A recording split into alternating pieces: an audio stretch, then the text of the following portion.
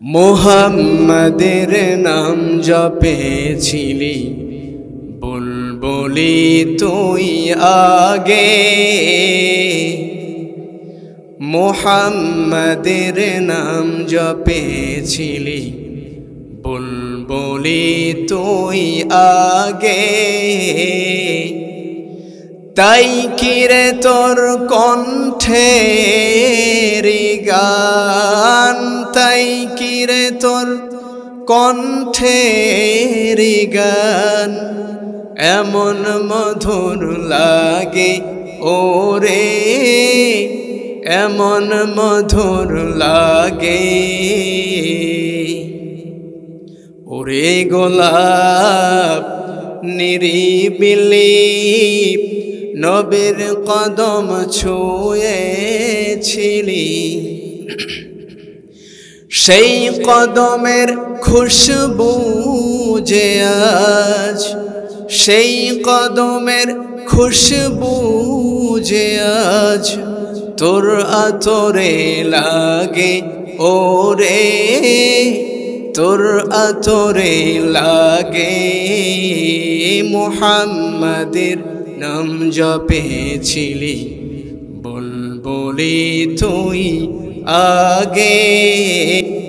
মহান আল্লাহ পাক রব্বুল আলামিন বলেন, তানজিলুম মির রাব্বিল আলামিন। জোরে বলুন আল্লাহু আকবার।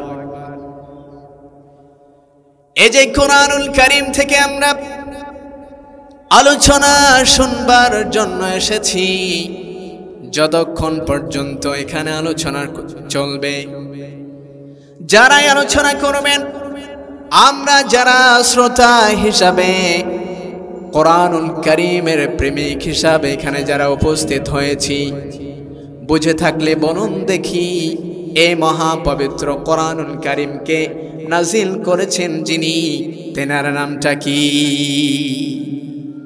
মহান স্রষ্টার পক্ষ থেকে এ কোরআনুল কারীম আল্লাহ পাক রব্বুল আলামিন বিশ্ব নবীর মাধ্যমে আমাদেরকে আল্লাহ তাআলা নিয়ামত স্বরূপ এ কোরআনুল কারীমকে দান করেছেন। জোরে বলুন না সুবহানাল্লাহ।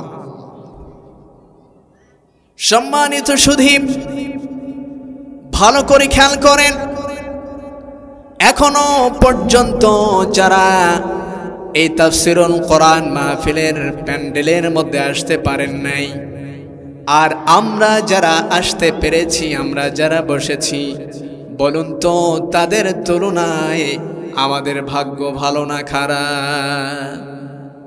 আমাদের ভাগ্য ভালো না খারাপ? আল্লাহ পাক রব্বুল আলামিন বলেন, যারা এই কোরআনুল কারীমকে অধ্যয়ন করবে, যারা এই কোরআনুল কারীমের আলোচনার বৈঠকের মধ্যে বসবে, যারা এই কোরআনুল কারীমকে অধ্যয়ন করবে, যারা এই কোরআনুল কারীমকে শিখবে, পৃথিবীর মধ্যে এমনও কি মানুষ আছে যে মানুষটা পারিবারিকভাবে, অর্থনৈতিকভাবে, সামাজিকভাবে বিভিন্ন ডিপ্রেশনের মধ্যে ভুগতে ভুগতে, চিন্তা ভাবনায় থাকতে থাকতে তার অবস্থা খারাপ? বলুন তো এরকম মানুষ আমাদের সমাজে আছে না নাই? হতাশার মধ্যে পড়ে জীবনের সবকিছু ভুলে গেছেন, কোন পথে যাবেন মনের মধ্যে শান্তি নাই। আমার আল্লাহ পাক রব্বুল আলামিন ওই সমস্ত বান্দাদেরকে ডাক দিয়ে বলে, ওরে আমার বান্দা, তুই যদি মহাপবিত্র কোরআনুল কারীমকে অধ্যয়ন করস, এই কোরআনুল কারীমের তেলাওয়াতের বৈঠকের মধ্যে বসে যাও, এই কোরআনুল কারীমের তাফসীরুল কোরআন মাহফিলের মধ্যে যদি বসে যাও, তোমার অন্তরের ভিতরে, তোমার কলমের ভিতরে যত ধরনের অশান্তি আর ডিপ্রেশন থাকুক না কেন, আমি আল্লাহ পাক রব্বুল আলামিন কোরআন আল কারীমের বদৌলতে তোমার অন্তর থেকে সমস্ত ধরনের চিন্তা দূর করে দিয়ে আমি আল্লাহ তাআলা তোমার অন্তরটাকে শীতল বানিয়ে দেব। জোরে বলুন সুবহানাল্লাহ। আল্লাহ পাক রব্বুল আলামিন বলেন, আলা বিযিকরিল্লাহি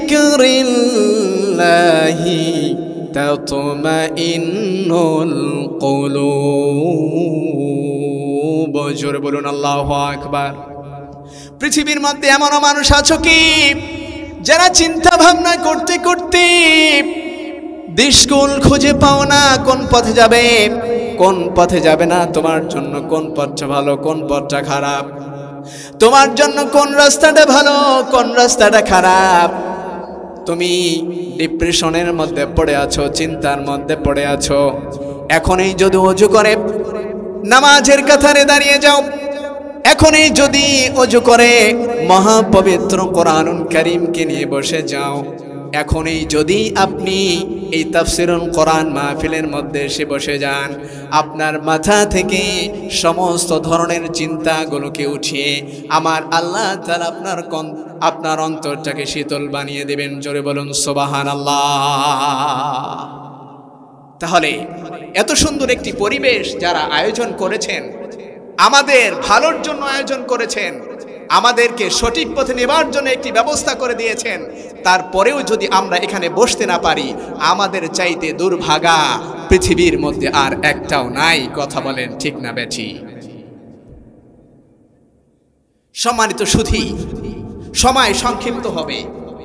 আমি আপনাদের সামনে আলোচনার শুরুতে আমি একটি হাদিস উপস্থাপন করে আমি আমার আলোচনায় যেতে চাই ইনশাআল্লাহ।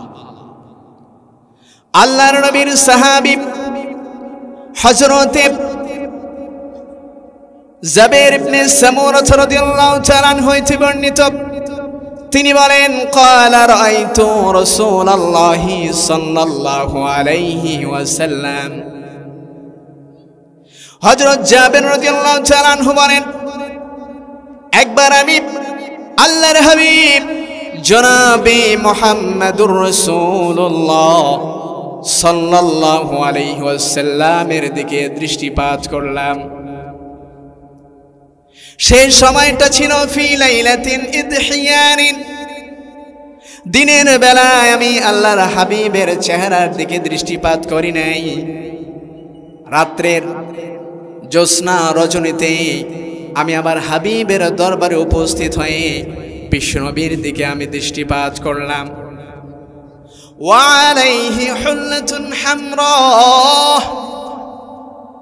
জাবের রাদিয়াল্লাহু তাআলা আনহু বলেন, যখন আমি আল্লাহর হাবিবের দিকে দৃষ্টিপাত করেছিলাম, আল্লাহর হাবিব জনাবে মুহাম্মদুর রাসূলুল্লাহ সাল্লাল্লাহু আলাইহি ওয়াসাল্লাম ও সময় লাল রেখা বিশিষ্ট একটি লুঙ্গি এবং চাদর পরিহিত অবস্থায় ছিলেন। জোরে বলুন না সুবহানাল্লাহ।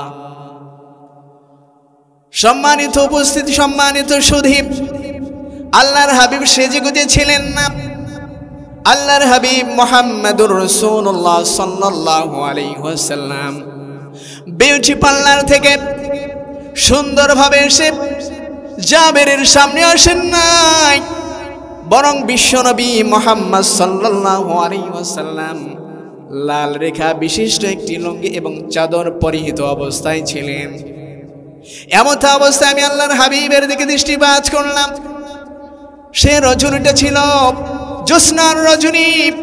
ফাজআলতু আনজুরু ইলাইহি ওয়া ইলাল কওয়ার। যেহেতু জ্যোৎস্নার রজনী ছিল, এজন্য আমি কতক্ষণ চন্দ্রের দিকে দৃষ্টিপাত করি, চাঁদের দিকে তাকাই, আবার কতক্ষণ বিশ্বনবী মুহাম্মদ সাল্লাল্লাহু আলাইহি ওয়াসাল্লামের দিকে তাকাই। জোরে বলুন সুবহানাল্লাহ। আরো জোরে বলুন না সুবহানাল্লাহ। ও মুসলমান ভাইরা আমার, সাহাবায়ে কেরাম রাদিয়াল্লাহু আনহুম আজমাইন যখন আল্লাহর হাবিব সাল্লাল্লাহু আলাইহি ওয়াসাল্লামের দিকে দৃষ্টিপাত করতেন, বলেন দেখি, আমাদের মতো মহাব্বত নিয়ে দৃষ্টিপাত করতেন নাকি?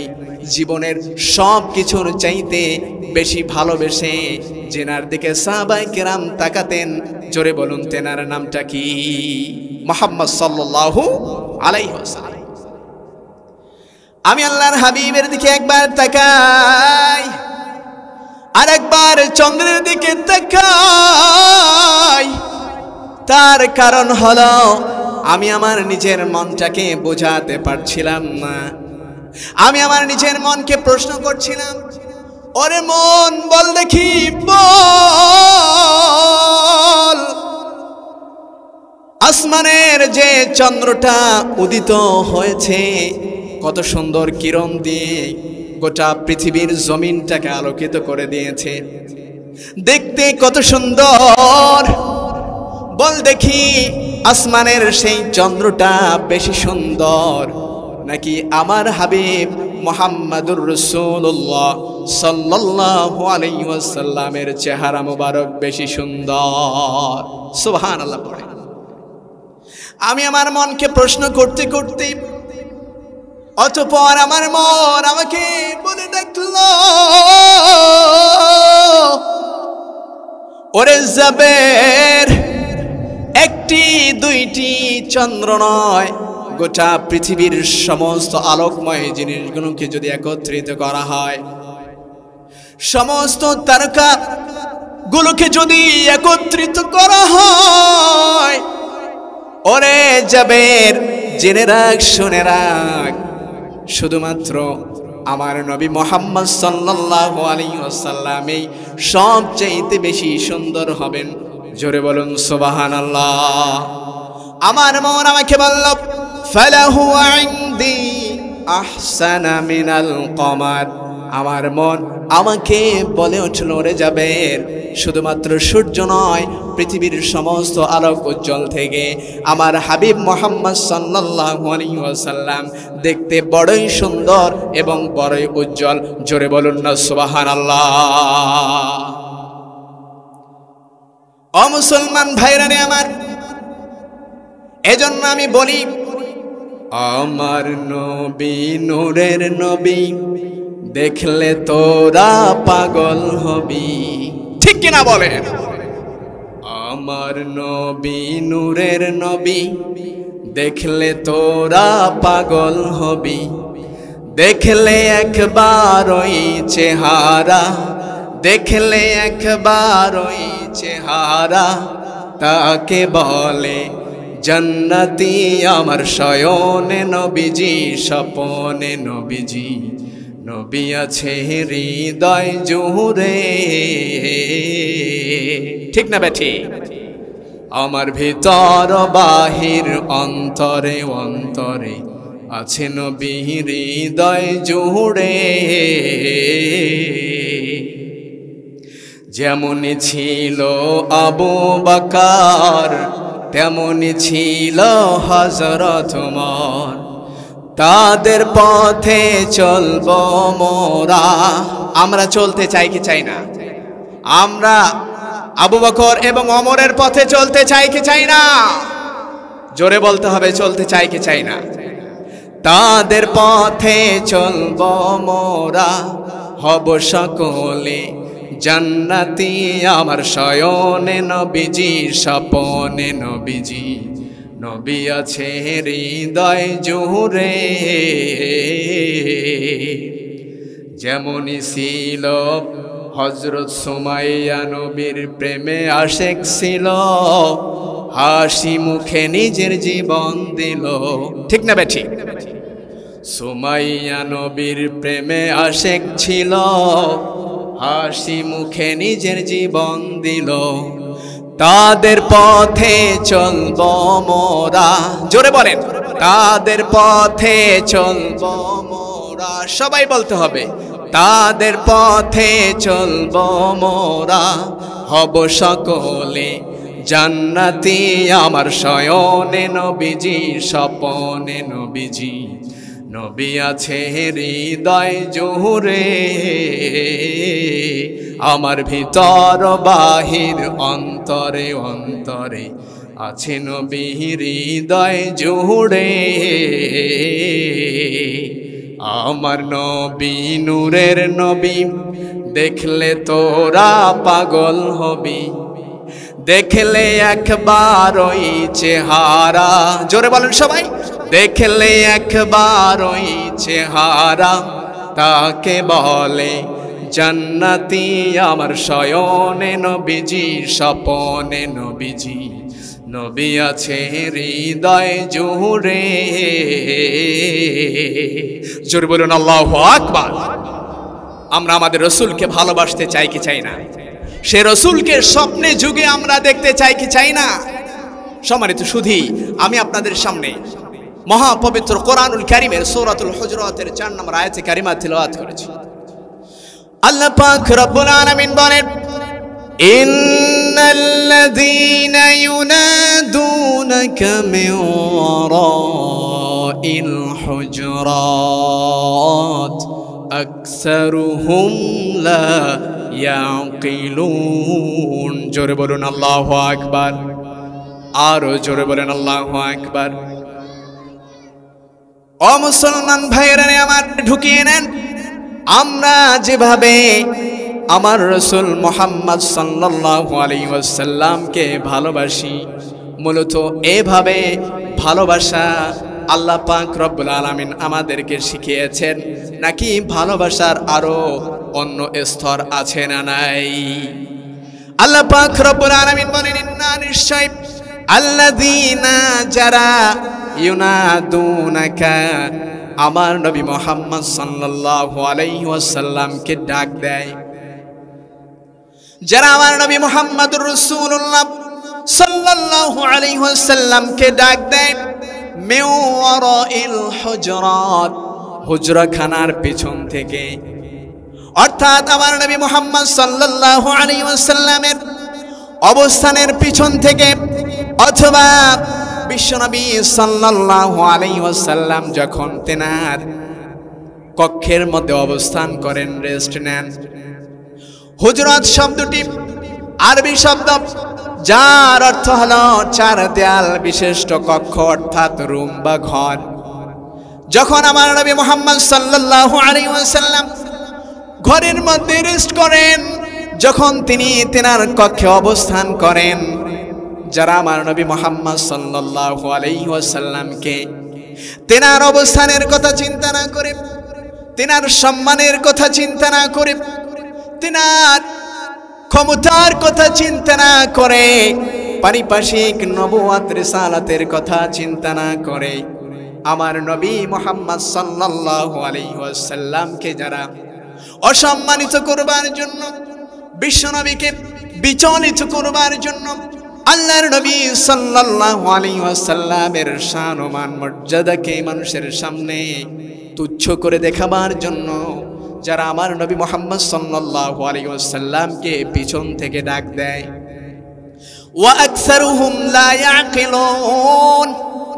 আল্লাহ পাক রব্বুল আলামিন আসমান থেকে বলেন, হে রাসূল মুহাম্মদ সাল্লাল্লাহু আলাইহি ওয়াসাল্লাম, আপনি কষ্ট পাবেন না, আপনি মনক্ষুণ্ণ নেবেন না, যারা আপনার অবস্থানের কথা চিন্তা না করে, যারা আপনার সম্মানের কথা চিন্তা না করে, যারা আকাশচম্বী সম্মানের কথা চিন্তা না করে, আপনাকে মানুষের সামনে ছোট করে দেখাবার জন্য আপনাকে ইয়া মুহাম্মদ বলে পিছন থেকে ডাক দেয়, আল্লাহ পাক রব্বুল আলামিন তাদেরকে উদ্দেশ্য করে আল্লাহর হাবিবকে জানিয়ে দেন, হে রাসূল, তারা অধিকাংশরাই জ্ঞানহীন, জ্ঞান পাপিষ্ট, মূর্খ, জ্ঞানহীন, জ্ঞানজ্ঞ, তাদের ভিতরে আপনার মান ও মর্যাদা সম্পর্কিত কোনো জ্ঞান নাই। জোরে বলুন সুবহানাল্লাহ।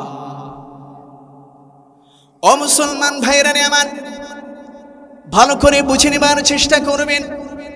আমরা বিশ্বনবী মুহাম্মদুর রাসূলুল্লাহ সাল্লাল্লাহু আলাইহি ওয়াসাল্লামকে যে রূপ ভালোবাসি, আসলে আমাদের ভালোবাসাটা আল্লাহ যেভাবে আমাদেরকে শিখিয়েছেন, ওই ভালোবাসার মাপকাঠি অনুযায়ী তা কখনো গ্রহণযোগ্য নয়। কথা বলেন ঠিক না বেঠিক? আমরা আল্লাহর নবীর আদর্শকে মেনে নিয়েছি, বিশ্বনবীকে রিসালাতের রাসূল হিসেবে মেনে নিয়েছি, কিন্তু নামাজও পড়ি, আবার মুখের মধ্যে দাড়ি নাই, নামাজও পড়ি, গায়ের মধ্যে জুব্বা নাই, জামা নাই, শুধুমাত্র একটি গেঞ্জি গায়ে দিয়ে মসজিদের মধ্যে যাই। জোরে বলুন দেখি, এর দ্বারা আল্লাহর হাবিবের প্রতি ভালোবাসার বহির প্রকাশ হয় নাকি? কখনো না। কেমন করে ভালোবাসতেন আল্লাহ পাক রব্বুল আলামিন তার হাবিবকে? মানুষ আল্লাহর হাবিবকে ইয়া মুহাম্মদ বলে ডাক দেয়। আবার আল্লাহ পাক রব্বুল আলামিন আসমান থেকে সহ্য করতে না পেরে আল্লাহর হাবিবকে সান্ত্বনা স্বরূপ বলে দিলেন, আয়াত নাযিল করে বললেন, হে রাসূল, আপনার সম্মানের কথা চিন্তা না করে, আপনাকে বিচলিত করবার জন্য, পৃথিবীর মানুষের কাছে আপনাকে ছোট করবার জন্য যারা আপনার কক্ষের পিছন থেকে আপনাকে ডাক দেয়, তারা জ্ঞানহীন, জ্ঞান পাপিষ্ঠ, জাহান্নামের কুকুর। কথা বলেন ঠিক কিনা? এই আয়াতকে আল্লাহ পাক রব্বুল আলামিন কখন নাযিল করলেন? তাফসীর ইবনে কাসীরের মধ্যে এসেছে, হযরতে যায়েদ বিন আরকাম রাদিয়াল্লাহু তাআলা হইতে বর্ণিত, তিনি বলেন, একবার আল্লাহর হাবিব সাল্লাল্লাহু আলাইহি ওয়াসাল্লামের দরবারে কিছু মানুষ যাবার পূর্বে, কিছু মানুষ যাওয়ার পূর্বে আরবের কিছু বেদুইন গোত্রের মানুষরা একত্রিত হলেন। একত্রিত হয়ে তারা বলা বলি শুরু করলেন, চলো আমরা ওই ব্যক্তিটির নিকট যাই, যেই ব্যক্তিটা নিজেকে নবী হিসেবে দাবি করেছেন। আসলে তিনি যদি নবী হন, তিনি যদি রিসালাতের মালিক হন, যদি তিনি আল্লাহর পক্ষ থেকে ধর্ম নিয়ে আসেন, তাহলে আমরা তার সাথে আছি। এগুলো যখন আলাপচারিতা করছিলেন, এক পর্যায়ে তারা বলছিলেন, যদি তিনি নবী হন তাহলে আমরা তেনার ডানার নিচে পড়ে থাকব, আর যদি তিনি বাদশাহ হন তাহলে আমরা তেনার পায়ের নিচে, যদি তিনি রিসালাতের দায়িত্ব পান, যদি তিনি নবী হন তাহলে তেনার কাছ থেকে সৌভাগ্য লাভের ব্যাপারে আমরাই হলাম বড় হকদার। যদি তিনি নবী হন তাহলে তেনার পক্ষ থেকে সৌভাগ্য লাভের ব্যাপারে আমরাই হলাম বড় হকদার। আর যদি তিনি বাদশাহ হন তাহলে আমরা তেনার ডানার নিচে পড়ে থাকব। দুটি চিন্তা করে তেনারা আল্লাহর হাবিবের দরবারে যাবার জন্য চিন্তা করলেন। এক পর্যায়ে হযরতে যায়েদ বিন আরকাম রাদিয়াল্লাহু তাআলা আনহু বলেন, তাদের এই কথোপকথন শুনবার পরে আমি আল্লাহর হাবিবের দরবারে উপস্থিত হলাম। বিশ্বনবী সাল্লাল্লাহু আলাইহি ওয়াসাল্লামকে গিয়ে কথাটি অবগত করলাম। প্রতিমধ্যে দেখতে পেলাম ওই ব্যক্তিগুলো আল্লাহর নবী মুহাম্মদ সাল্লাল্লাহু আলাইহি ওয়াসাল্লামের দরবারে উপস্থিত হয়েছেন এবং তারা আল্লাহর হাবিব সাল্লাল্লাহু আলাইহি ওয়াসাল্লামের কক্ষের পিছন থেকে বিশ্ব নবী জনাবে মুহাম্মদুর রাসূলুল্লাহ সাল্লাল্লাহু আলাইহি ওয়াসাল্লামকে এভাবে ডাকতে শুরু করলেন, ইয়া মুহাম্মদ, ইয়া মুহাম্মদ। এই কথাটা আমার আল্লাহ পাক রব্বুল আলামিনের আসমান থেকে পছন্দ হয় নাই। আল্লাহ পাক রব্বুল আলামিন বিশ্বনবীকে সান্ত্বনা স্বরূপ ডাক দিয়ে বললেন, ইন্নাল্লাযীনা ইউনাদুনাকা মিন ওয়ারাইল হুজুরাতি আকসারুহুম লা ইয়াকিলুন। জোরে বলুন আল্লাহু আকবার। হে রাসূল মুহাম্মদ সাল্লাল্লাহু আলাইহি ওয়াসাল্লাম, যারা আপনার সম্মানের কথা চিন্তা না করে আপনাকে মানুষের কাছে ছোট করে দেখাবার জন্য আপনাকে ইয়া মুহাম্মদ বলে ডাক দেয়, তারা অধিকাংশরাই জ্ঞানহীন, জ্ঞান পাপিষ্ঠ। জোরে বলুন না সুবহানাল্লাহ। ও মুসলমান ভাইরা রে আমার, যারা আমার সামনে বসেছেন, এবার আমি আপনাদেরকে প্রশ্ন করতে চাই, বলুন দেখি, আমাদের বাংলাদেশে এমন কুলাঙ্গার আছে, আমাদের বাংলাদেশে এমন নাস্তিক আছে, আমাদের বাংলাদেশের জমিনে এমন মানুষ আছে যেই নবীর শরীরের মধ্যে মশা মাছি পর্যন্ত পড়া নিষেধ ছিল, যেই নবীর অসম্মানে আল্লাহ পাক রব্বুল আলামিন আসমান থেকে কোরআনুল কারীমের আয়াত নাযিল করে দিয়ে গোটা পৃথিবীর মানুষকে সতর্ক করেছেন। আমার সেই রাসূলের নামে বিভিন্ন সময়ে বিভিন্ন ধরনের নাস্তিকেরা কুরুচিপূর্ণ শব্দ উচ্চারণ করে কি করে না? জোরে বলেন, করে কি করে না? আজকে আমরা বিন্নাঠারির এই তাফসিরুল কোরআন মাহফিল থেকে বলতে চাই, বিগত দিনে যারা আমার হাবিবকে নিয়ে কুরুচিপূর্ণ বক্তব্য দিয়েছ, সাবধান হয়ে যাও, সাবধান হয়ে যাও। এখনো পর্যন্ত যারা আমার নবী মুহাম্মদ সাল্লাল্লাহু আলাইহি ওয়াসাল্লামকে নিয়ে কুরুচিপূর্ণ কথা বলবার চেষ্টা করছো, সাবধান হয়ে যাও, সাবধান হয়ে যাও। বাংলার মুসলমানেরা যদি জেগে ওঠে, বাংলার জমিনে তোমাদের আর জায়গা হবে না। কথা বলেন ঠিক কিনা? কারণ আমরা আমাদের রাসূলকে আমাদের জীবনের চাইতে, আমরা আমাদের রাসূলকে আমাদের সন্তানের চাইতে, আমরা আমাদের রাসূলকে আমাদের স্ত্রীর চাইতে, আমরা আমাদের রাসূলকে আমাদের পিতা মাতার চাইতে বেশি ভালোবাসি কি বাসি না? কথা বলেন, ভালোবাসি কি বাসি না? আমাদের রাসূলের সম্মানের স্বার্থে আমরা আমাদের জীবনকে কোরবান করে দিতে এক সেকেন্ডের জন্য চিন্তা করব না। কথা বলেন ঠিক না বেঠিক? আরো জোরে বলেন ঠিক না বেঠিক? বাংলাদেশের মধ্যে একটা দল আছে, নাম হলো কাদিয়ানী। বিভিন্ন সময় আমার রাসূলের শানে, আমার রাসূলের রিসালাতের শানে, আমার রাসূলের খতমে নবুয়ত নিয়ে বিভিন্ন ধরনের কুরুচিপূর্ণ কথা বলে। আজকের এই মাহফিল থেকে বলতে চাই, ইতিপূর্বে যা ভুল করেছো সাবধান হয়ে যায়, তওবা করে নাও। যদি বাংলাদেশের মুসলমান জেগে ওঠে, বাংলার জমিনে কাদিয়ানীদের জায়গা হবে না। কথা বলেন ঠিক না বেটে? ও মুসলমান ভাইরা রে আমার, আল্লাহর হাবিব সাল্লাল্লাহু আলাইহি ওয়াসাল্লামের শান ও মান ও মর্যাদা কত বেশি ছিল। যেমন আজকে আমি আপনাদেরকে নিয়ে তাফসিরুল কোরআন মাহফিলের এই স্টেজের মধ্যে আমি আলোচনা করছি, আপনারা সামনে বসে আছেন।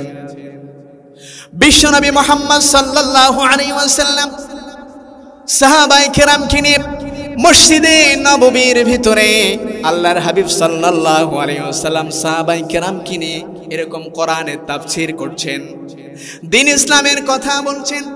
অসংখ্য সাহাবীদের ভিতরে ওই মজলিসের ভিতরে হযরতে আবু বকর এবং হযরতে ওমর ফারুক রাদিয়াল্লাহু তাআলা আনহু উপস্থিত ছিলেন।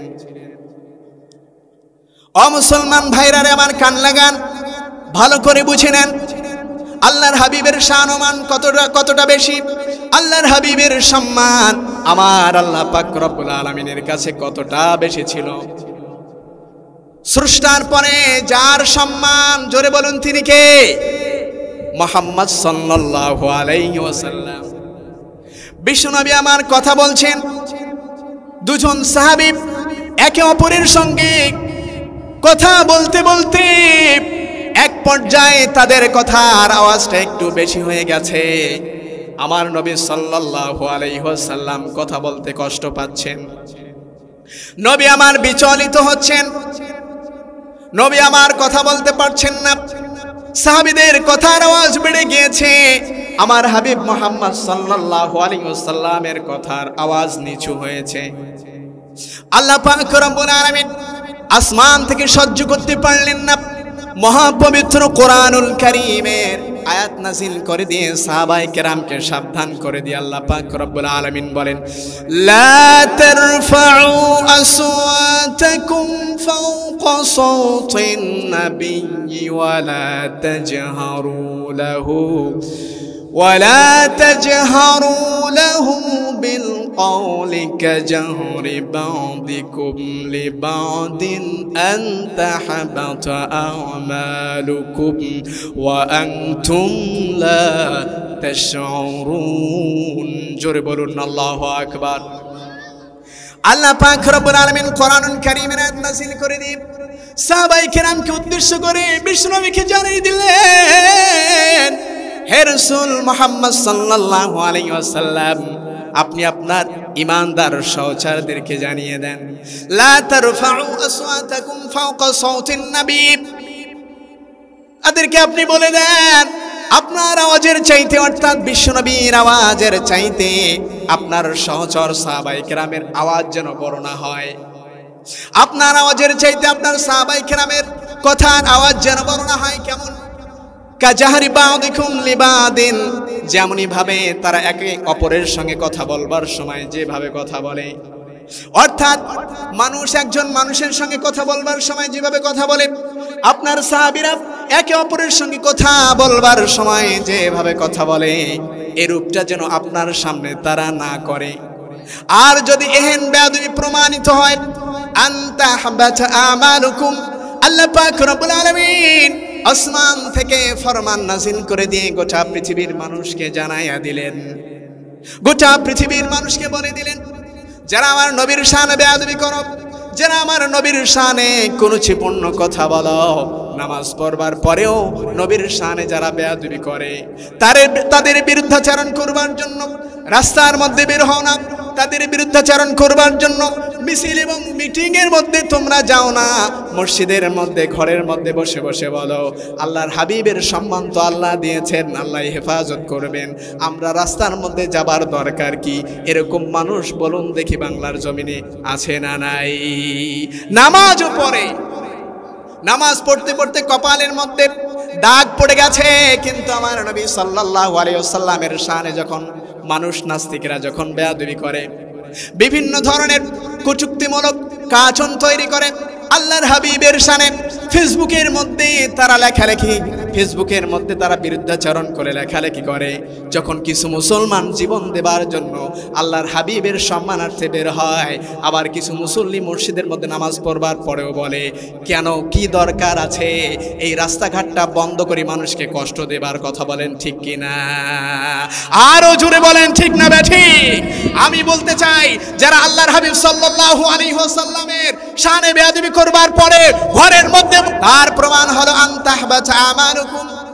হে রাসূল, আপনার সাহাবীরা যদি এরকম করতে থাকে, এই বেয়াদবি যদি প্রমাণিত হয়, আনতাহবাতা আমালুকুম, তাদের জীবনের কোনো আমল আমার আল্লাহর দরবারে কবুল হবে না, তাদের আমলগুলোকে নিষ্ফলন করে দেওয়া হবে, তাদের আমলগুলোকে নিষ্ক্রিয় করে দেওয়া হবে, তাদের নামাজ কবুল হবে না, তাদের যাকাত কবুল হবে না, তাদের হজ কবুল হবে না, তাদের জীবনের সবচাইতে বড় আমল জিহাদ, জিহাদের মতো বড় এই আমলকেও আমার আল্লাহ পাক রব্বুল আলামিন কবুল করবেন না, শুধুমাত্র কেবলমাত্র আল্লাহর হাবিবের শানে বেয়াদবি করবার কারণে। জোরে বলুন কথা ঠিক না বেঠি? ও মুসলমান ভাইরা রে আমার, এজন্য আমাদের জীবনের চাইতে আমরা আমাদের রাসূলকে ভালোবাসতে চাই কি চাই না? আরো জোরে বলেন, চাই কি চাই না?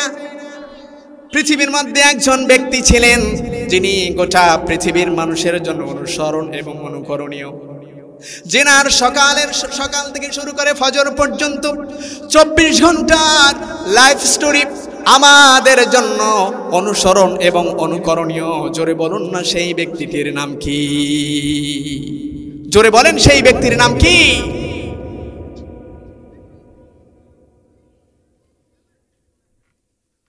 الحمد لله نحمده ونستعينه ونستغفره ونؤمن به ونتوكل عليه ونعوذ بالله من شرور أنفسنا ومن سيئات أعمالنا من يهده الله فلا مضل له ومن يضلله فلا هادي له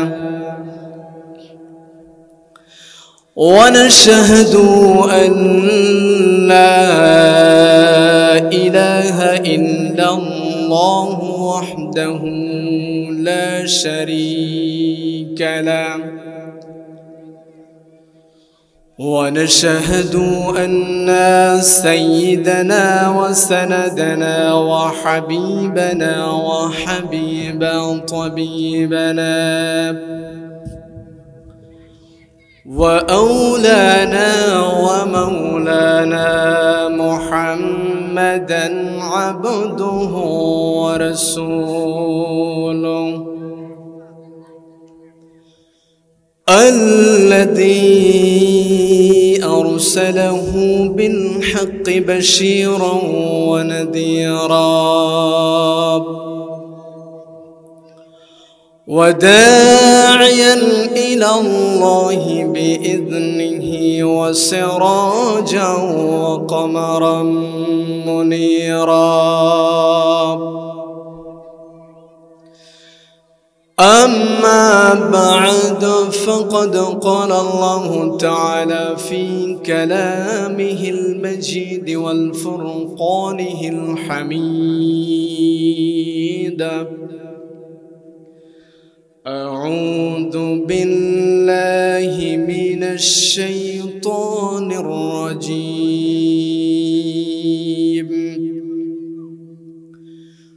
بسم الله الرحمن الرحيم.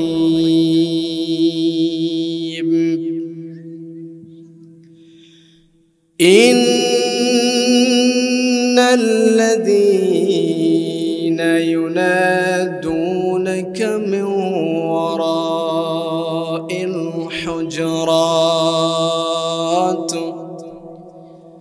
أكثرهم لا يعقلون.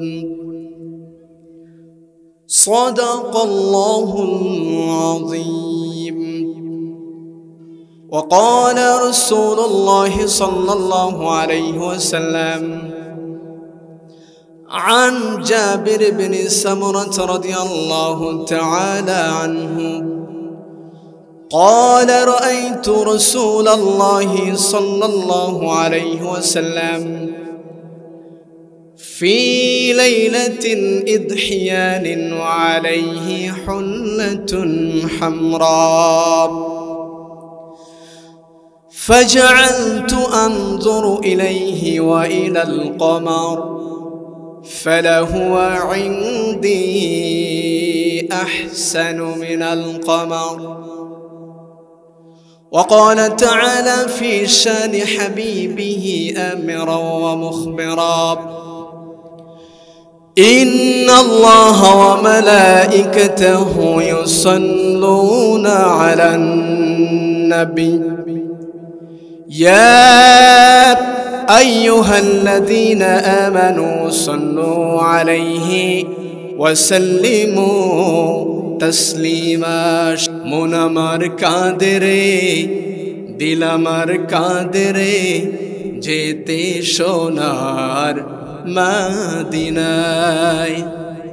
মন আমার কাঁদে রে, দিল আমার কাঁদে রে, যেতে সোনার মদিনায়। আল্লাহুম্মা সাল্লি আলা سيدنا مولانا محمد وعلى آل سيدنا مولانا محمد.